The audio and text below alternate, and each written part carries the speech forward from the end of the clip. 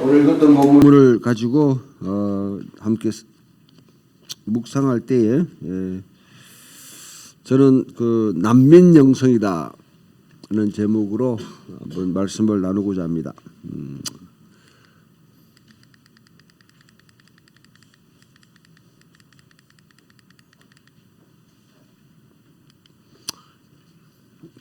이 그림 잘 아시죠? 처음 보는 건 아니죠?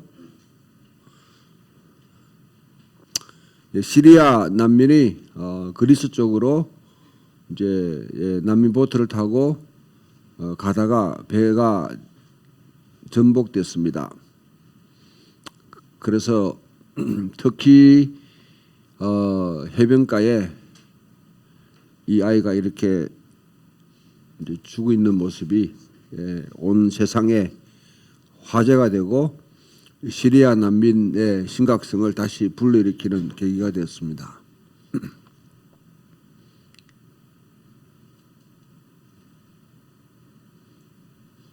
난민들이죠. 난민 보트를 타고 지금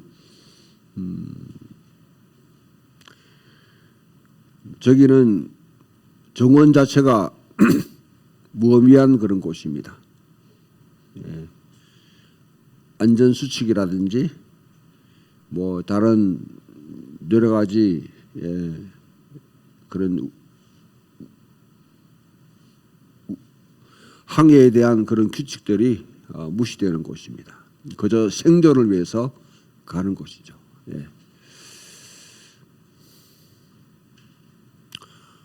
이곳은 우간다 쪽에 있는 아프리카 난민 캠프입니다. 이곳은 우리가 늘 기도하는 로힝야 버마 로힝야 난민들이 지금 방글라데시에 진을 치고 있는 곳입니다. 이는 프랑스 칼레라는 곳에 이제 세계 특히 시리아 난민들을 비롯해서 이 난민들이 모여서 영국으로 가려고 지금 저기서 난민 캠프 속에 있는 모습입니다. 이것은 요르단의 시리아 난민들을 비롯해서 중동 지역에서 일어났던 그런 혼란 가운데 지금 거주하고 있는 난민 캠프입니다. 현재로서는 가장 큰 곳입니다.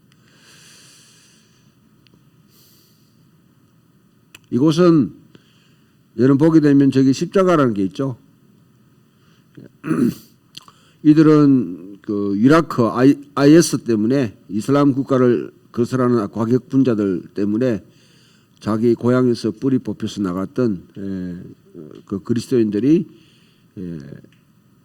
머무른 곳입니다. 이 사람들은 자기 이 집이나 집에 이렇게 표시가 돼 있죠. 표시가 돼 있죠. 이 표시들은 둘 다 그 아랍어로 N자입니다. 눈이라고요. N. 나사렛을 의미합니다. 나사렛. 여기 있는 그 표지는 이슬람 이제 IS가 그리스도인 집에 이 표시를 해놓는 거죠. 얘들은 나사렛 사람들이다. 그래서 얘들은 여기서 개종을 하든지 아니면 떠나든지 머물려고 하면 종교세를 내든지 세 가지 선택지를 주면서 핍박을 했던 그 흔적입니다.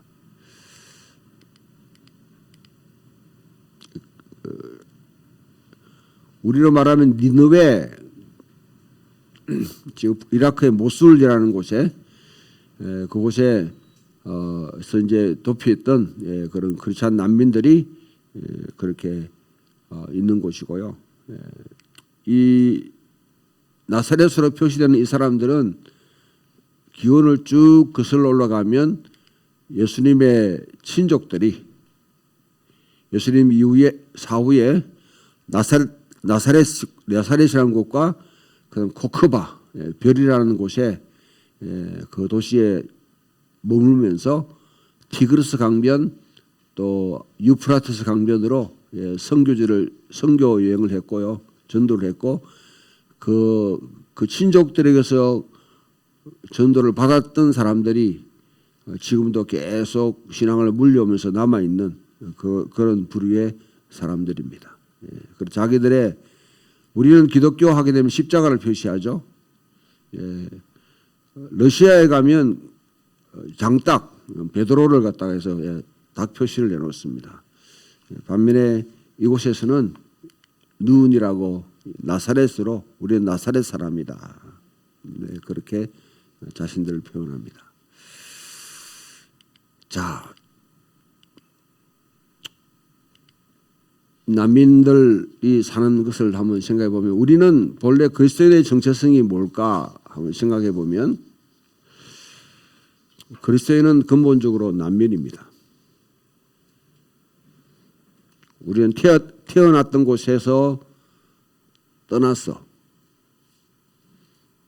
그 다음 본향을 향해서 지금 나그네와 외국인처럼 그 여정을 밟고 있습니다.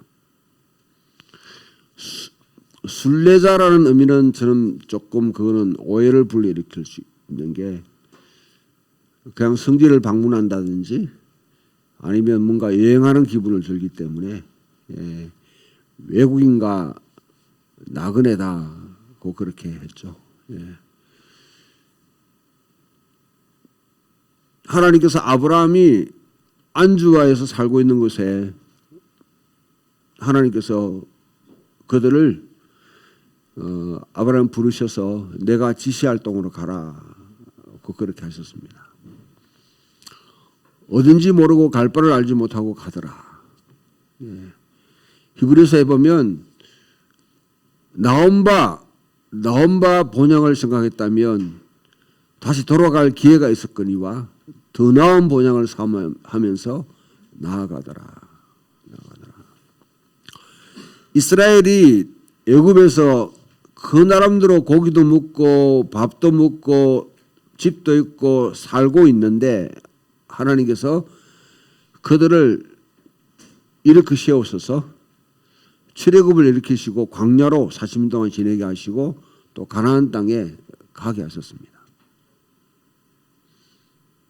근데 가나안 땅에 정주에서 잘 살았으면 좋았는데 본래 이스라엘의 목적은 무엇이냐? 그것은 아담이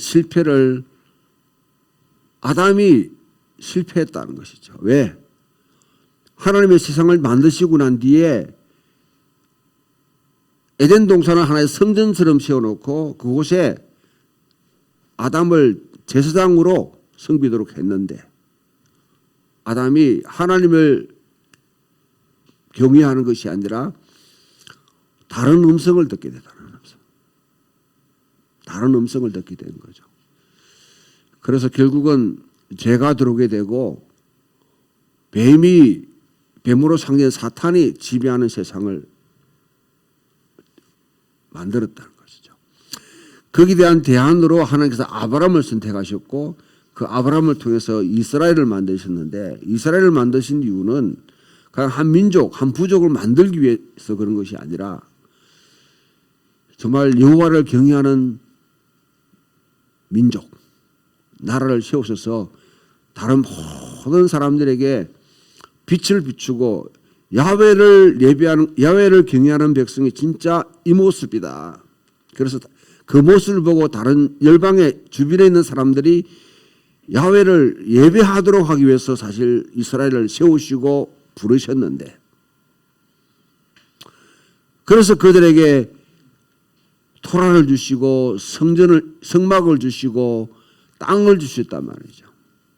근데 이스라엘은 주변 사회에 영향을 미치기는커녕 오히려 영향을 받아버렸다. 그러니까 하나님께서 이스라엘 백성들을 그 살고 있는 본토로에서 뿌리를 뽑아가지고 다른 곳으로 다 흩어버렸다. 그게 디아스포라입니다. 디아스포라. 북쪽 이스라엘도 뿌리 뽑혀서 어디로 가는지 흔적도 없이 다 흩어져 버렸습니다. 그래서 잃어버린 열지파라 그렇게 합니다. 뿌리 자체가 어디로 흩어졌는지 모를 정도로. 남쪽 유다가 두 지파가 남아 있는데 이마저도 결국은 하나님께 불순종함으로 말미암아 하나님께서 바벨론으로 옮기셨다. 이거는 하나님께서 그냥 어쩔 수 없이 되는 것이 아니라 이미 신명기 28장과 30장에 예언되어 있는 내용입니다. 율법을 생명과 사망을 내 앞에 두는데 복과 저주를 내 앞에 두는데 토라를 지키면 복을 받고 생명을 줄 것, 살 것이요. 토라를 순종하지 않게 되면 결국 너희들은 외국인의 침입을 받고 결국에는 뿌리를 뽑아서 유배버리는 것이다. 난민으로 만들 것이다. 오늘 읽었던 말씀들은 그 난민 생활을 하고 있는 자기 본향에서 뿌리 뽑혀서 난민 생활하고 있는 이 사람들이 어떤 신앙생활을 어떤 영성을 가지고 살아야 될지 어떤 영성이 필요한지를 한 6가지 정도로 우리에게 가르쳐 주는 것 같습니다. 첫 번째 예레미야의 애가는 애가 자체가 애통한다는 것이죠. 애통함이라는 것이죠. 우리에게 애통하는 마음이 필요합니다. 때로는 하나님의 소명을 위해서 부르실 때 아브라함에게는 그때는 다르겠지만은 이스라엘을 갖다가 약속했다고 이끌기 위해서 부르실 때 그때는 아니지만은 지금 구약의 맨 마지막에 우리가 볼 수 있는 그와 같이 제약으로 인해서 우리가 그와 같이 유배를 당한다고 그러면 오늘 예레미야가 하는 말이 이렇게 말합니다. 예레미야가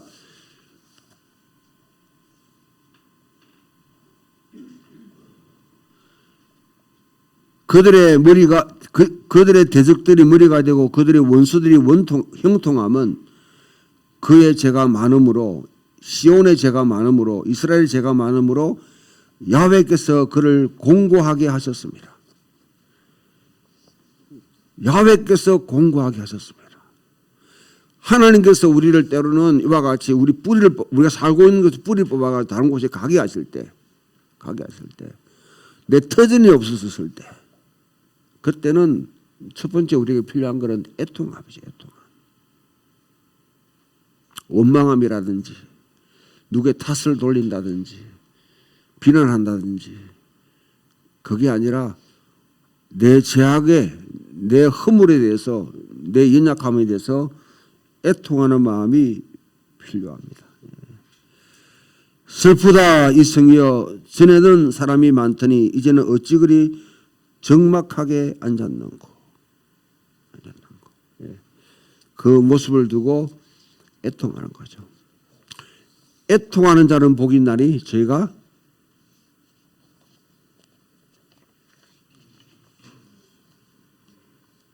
긍휼의 여김을 받을 것이며 시온의 영광이 사라졌습니다. 울며 슬픔에 죄를 덮어쓰고 애통하여야 될 시간입니다. 그러나 애통하는 자에게는 소망이 있습니다. 그냥 죄를 덮어쓰고 애통하는 자체가 한편으로는 여러분 현실에 대한 불평과 비난이 아니라 저항하는 거예요. 내 결코 여기서 쓰러지지 않겠다. 사라지지 않겠다. 그 가운데 소망을 보는 겁니다. 그래서 오늘 예레미야 애가 3절에 내 마음이 그것을 기억하고 내가 낙심되오나 내 마음에 담아두었더니 오히려 나의 소망이 되어 사오면 야훼의 인자심과 긍휼이 무궁하심으로 우리가 진멸되지 아니함이니이다. 이것들이 아침마다 새로우니 주의 성실하심이 크도소이다. 애통하는 가운데 소망을 보는 것이죠. 두 번째, 우리에게는 난민으로 살아가는 사람에게 필요한 영성은 단호한 결정입니다. 시편 137편 우리가 바벨론 강변에서 슬피 울었도다. 우리를 사로잡아간 자들이 우리에게 말하기를 야, 너 히브리 사람 노래 한번 해봐. 노래 잘한다며 널 불렀잖아.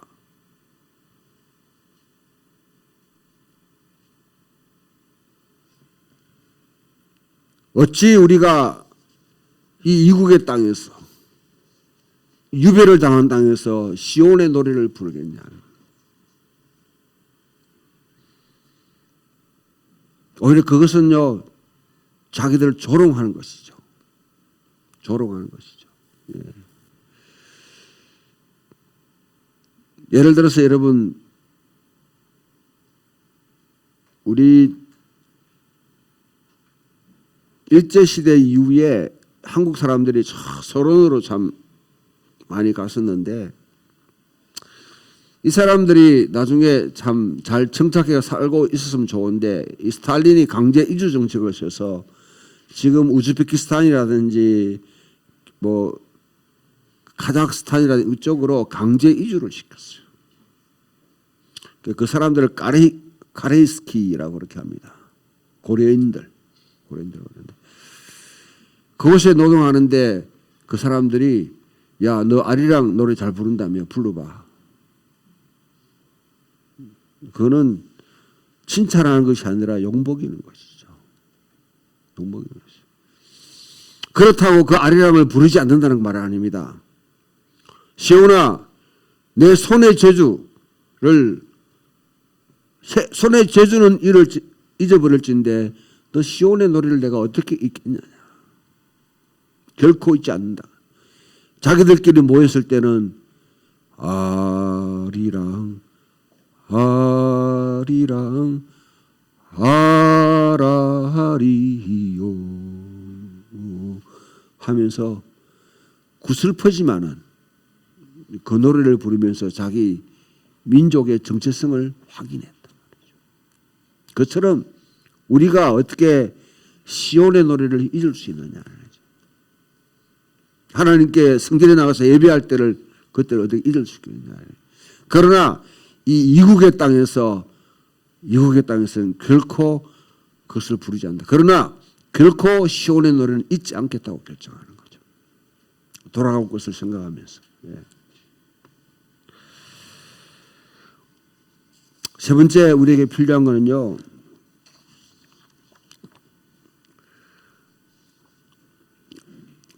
믿음으로 살아가는 사람은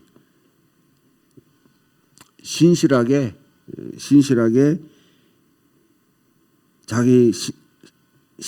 믿음으로 신실하게 그 길을 걸어가야 됩니다.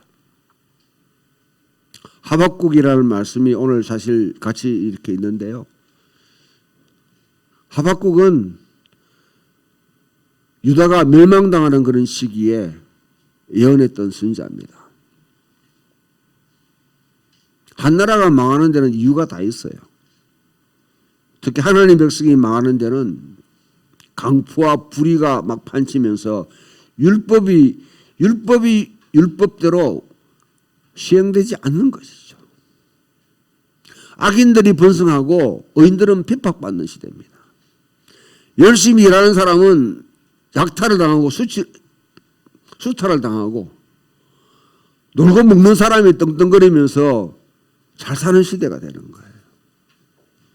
그러니까 하나님의 율법 자체가 그 땅에서는 전혀 인정을 받지 못하는 사회입니다. 그걸 두고 하나님께 뭐냐면 하박국은 두고 호소합니다. 하나님 도대체 당신 뭐 하십니까? 이적이 되는데 뭘 하고 계십니까? 하나님으로서. 하나님을 고소하는 거죠. 깊은 골짜기에서 고소를 합니다. 하나님의 대답이 그래 나도 안다. 저 멀리 있는 바벨론을 이끌고 와가지고 이놈들 혼내줄게. 하박국이 도로 화를 확 내면서 어떻게 하나님 백성을 여호와를 경외하지 않는 백성을 사용해가지고 징계할 수 있습니까? 하나님이 어렵습니까? 그들의 모습이 어떤 모습입니까? 바벨론의 모습을 쭉 이렇게 나열하는데, 그렇게 기도하고 난 뒤에 선지자는 깊은 골짜기에 서는 것이 아니라 두 번째 2장에 가면 망두 위에 섭니다. 망두 위에. 망두라는 것은 지켜보는 곳이죠. 하나님이 어떻게 이 일을 행하는지 나 지켜보겠다는 거죠. 그때 하늘로부터 들려오는 세 가지 음성이 들립니다. 하나님의 응답으로 세 가지. 첫 번째, 오직 의인은 믿음으로 말미암아 살리라. 이게 신약에서 로마서라니 갈라디아서 히브리에서 계속 인용되면서 소위 말하는 이신칭의 신학을 그렇게 인용한 것이죠. 두 번째 음성은 대저 물이 바다를 덮음과 같이 여호와의 영광을 인정하는 것이 온 땅에 가득하리라. 세 번째, 여호와는 그 성전에 계시니 온 천하는 잠잠할지어다. 잠잠할지어다. 성전에 계신다는 말은 그냥 여러분 이와 같은 교회 건물 안에 갇혀 산다는 말이 아니라 성전은 하늘과 땅이 맞닿는 곳이에요. 그곳이 하나님이 이 땅을 통치하는 곳입니다. 나는 여전히 통치하고 있으니까 온 천하는 잠잠해라는 거죠. 이 세 가지 음성을 듣고 하박국 3장에 가게 되면 산등성에 올라갑니다. 깊은 골짜기에서 두 번째 지켜보는 관망대에서 이제는 응답을 듣고 산 꼭대기에 올라가서 사슴처럼 뛰다니면서 노래 부르는 거예요. 무화과나무에 소출이 없고 우리의 양이 없고 밭에 소출이 없다 할지라도 난 여호와로 인해서 즐거워하리라. 여호와는 나의 힘이시라. 나의 소망이시라. 하고 노래 부르는 겁니다.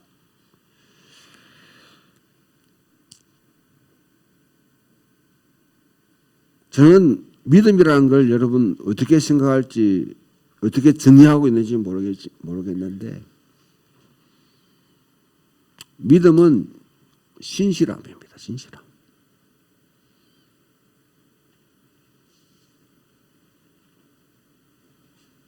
하나님이 한 분이신 것 아시죠? 그거는 여러분 사탄도 압니다. 그 수준은요, 사탄도 아는 수준이에요. 야고보서는 그 수준에 머물러서는 안 된다는 거예요. 한 단계 나가면 네 아들을 바치라 할 때 순종해서 바치는 거죠.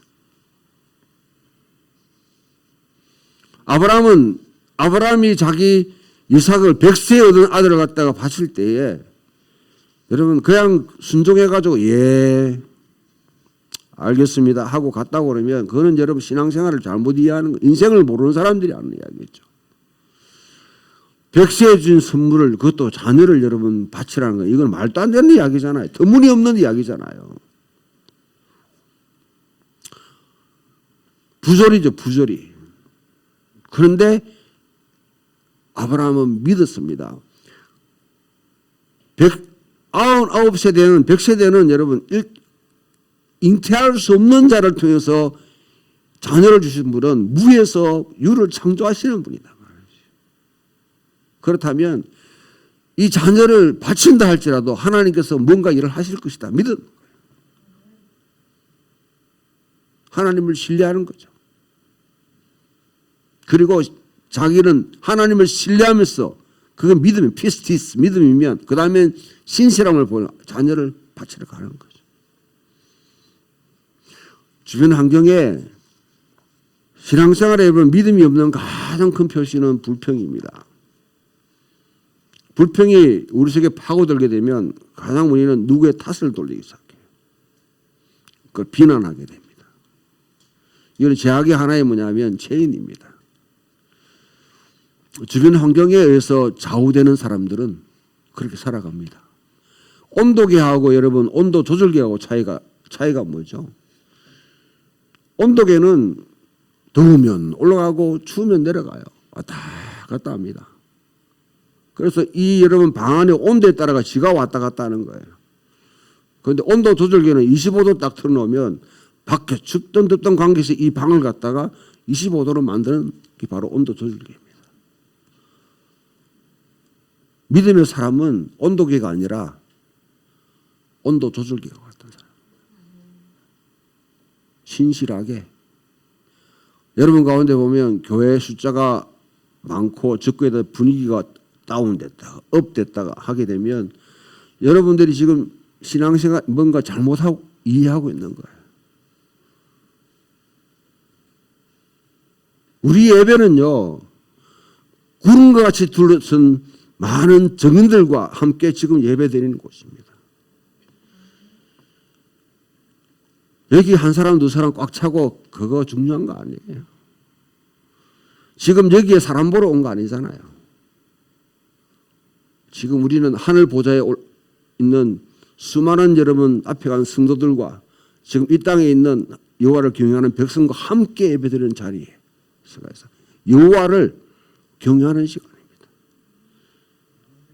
창조주 하나님, 이스라엘 하나님, 아브라함과 이삭과 야곱의 하나님, 예수 그리스도의 하나님, 사도들의 하나님, 역사 가운데 하나님의 삶을 이끄는 그 하나님과 하나님을 경외하면서 당신이 우리의 왕이십니다. 우리의 주입니다. 하고 고백하면서 예배하는 자리예요. 비록 여기 한 사람이 있다 할지라도 예배는 여러분 결코 삭막하거나 기가 죽어서는 안 돼요. 왜? 하나님은 살아계시기 때문에.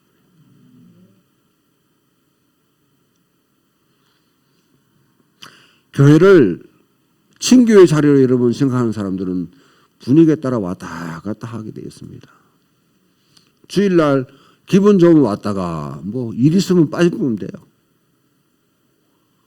야훼가 내 삶의 주인이라는 가장 큰 표시 두 가지는 저는 분명히 계속해서 주구장창 이야기했습니다. 여기 박수열 집사는 제가 대구에서 목회할 때부터 계속 같이 함께했던 분인데 내가 늘 초지일관 이야기했던 건 주일을 예배를 목숨을 걸고 드리라. 그리고 11조 해라. 두 가지는 야훼가 나의 하나님, 나의 왕이시라 내 주인을 고백하는 증거다. 그게 내가 보이는 증거다. 그건 인정하시지 우리 박 집사님. 요즘 내한테 불만이 많은 것 같은데 그래도 그거는 인정하지, 그지?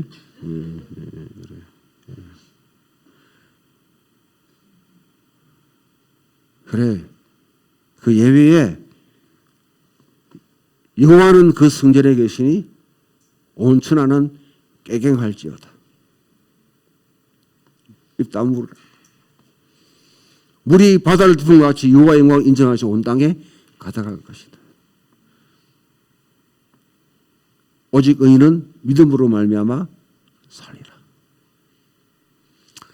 그 다음 네 번째 우리에게 영성은 주변 사람 잘 되는 것, 특히 악인이 잘 되는 거 보고 시샘하지 마라.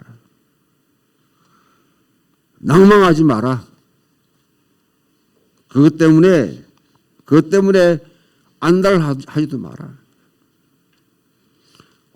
온갖 번성하고 영광을 누려봐야 잡초다, 잡초. 잡초다, 잡초. 잡초는요, 어디든지나 잘 자랍니다. 난을 피워보신 분은 알겠지만은 나는 참 까탈스러워요. 까탈스러워. 예. 그래.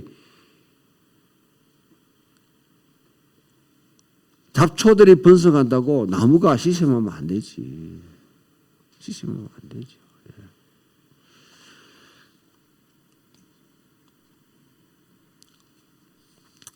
믿음의 여정을 밟아가는 사람들은요, 하나님께서 정의와 공의의 빛을 쫙 비춘다. 빛이 있으라. 빛이 있으라 하는 단어는요, 그냥 여러분 이와 같은 형광등이라든지 아니면 하늘의 해와 달과 별과 같은 그런 빛을 말하는 건 아닙니다. 온 세상에 어둠이 쫙 시르기처럼 깔려있는 곳에 하나님께서 빛이 있으라 하는 말은 이 빛은 바로 내가 통치한다 지금부터는.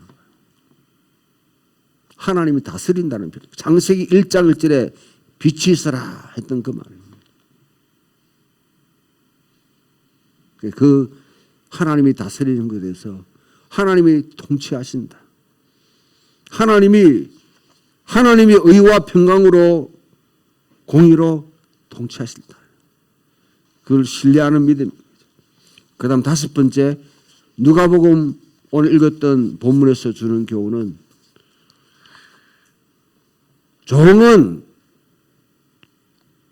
종은 보상받기 위해서 살아가는 사람 아니에요. 칭찬받기 위해서 살아가는 사람 아닙니다. 대접받기 위해서 살아가는 사람 아니다. 여기 한번 봅시다. 종이 아닌 사람. 나는 주인이다 하는 분 계세요?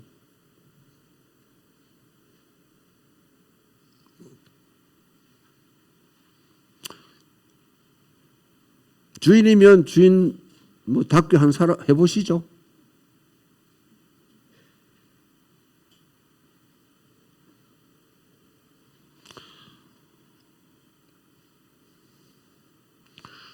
종입니다. 다 종. 목회자면 종이 아닙니다. 목회자면 종이 아닙니다. 그리스도 안에서 우리 모두 다 종입니다. 오늘 보면 밭에서 큰 일하고 왔는데 주인이 다 앉아있으면 그때부터는 내 수고했으니까 주인 당신 이제 밥하시오 하고 이렇게 할 수 있습니까? 종이.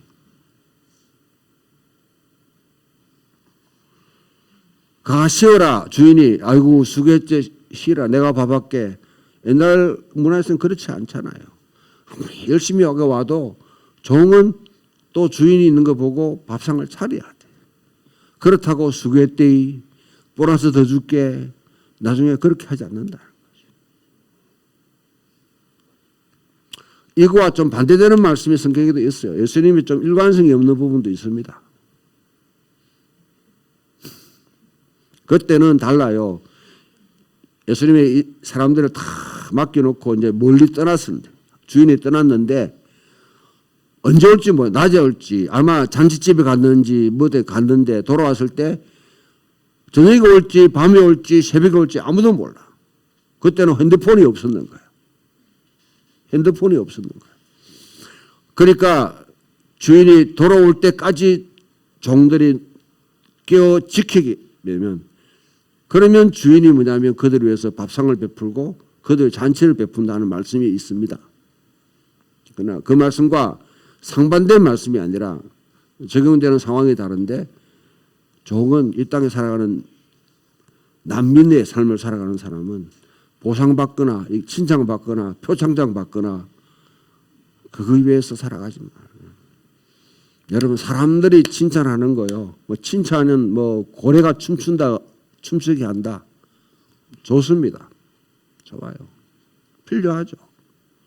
근데 그게 뭐냐면 사람들에게 소위 말하는 거품을 만들게 할 수도 있어요. 항상 그것을 생각해야 됩니다. 예. 잘못했는데도 칭찬하게 하면요. 잘못이 진짜인 줄 알게 돼요. 진짜 낙심한 사람에게 격려하고 세워줘야 되는 것이지 무조건 칭찬하고 좋은 말만 한다? 그러면 그거는 여러분이 잘 아시잖아요. 어떤 자식을 만들지 어떤 다음 세대가 만들어질지 그건 여러분이 잘 압니다. 자, 마지막 난빈 영성은 소심하지 마라. 디모데는 사람이 좀 소심해요. 내가 은사가 있는데 이 은사를 가지고 있는데 이거 혹시 하면 욕할까? 뭐 할까? 거기에 굉장히 신경을 쓰는 사람이에요. 예. 그래서 하나님이 주신 은사를 선한 양심도 가지고 있고 순진한 믿음도 아주 참 순진한 믿음도 가지고 있는데 그건 좋은데 하나님 주신 사명을 감당하는 데 너무 소심해. 대담하지 못해. 그러니까 바울이 내가 네 안수할 때 내렸던 그 은사를 부릴 듯 하기를 하기를 원한다. 부릴 듯 한다는 것은 여러분 캠파이어에 보면 활활 타다가 재만 쏙 남아있잖아요. 거기에 부죽갱이를 한번 휙 해주면 불이 다시 확 일어나죠. 그처럼 네 속에 있는 잠재되어 있는 은사가 다시 불을 듯 일어나기 원합니다. 이 땅을 살아가면서 우리가 난민의 삶은요, 하나님이 주신 부여하신 자원으로 살아갈 수밖에 없습니다. 일용할 양식으로 살아가는 거예요. 광야 이스라엘 백성들처럼. 부동산 투자하고 주식 투자하고 그거는 오랫동안 이제 이 땅에 그냥 뿌리 박고 살려고 하는 사람은 그렇게 하는 것이지. 일용할 양식으로 살아가는데 하나님이 내게 공급하신 것 가지고 살아가는데 그것마저 우리가 뭐냐면 그냥 소심하게 놓쳐버리고 묻어버리면 우리가 살아갈 힘이 없잖아요. 하나님께서 여러분 주신 게 뭡니까? 다양한 각도로 재능을 주셨고 때로는 여러분 여러 가지 모습들을 주셨다고 저는 믿어요. 적어도 혹시 밥 빌어 먹는 분 계세요? 이 가운데?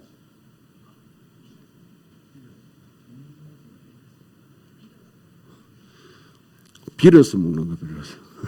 비벼서 먹는 사람 말고 둘이. 그러면 여러분도 행복한 사람입니다. 오늘 밤에 가가지고 그래도 머리 여러분 베개 베고 편하게 잘 수 있는 집 공간이 있으면 행복한 거요.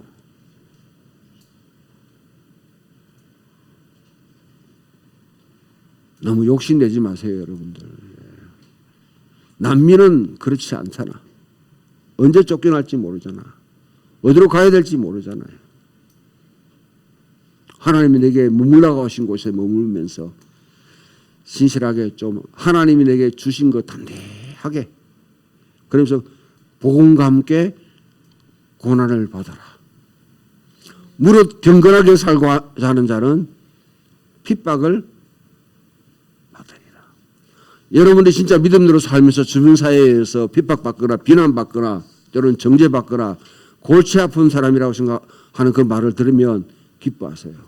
여러분이 진짜 그리스도인이라는 증거입니다. 그게.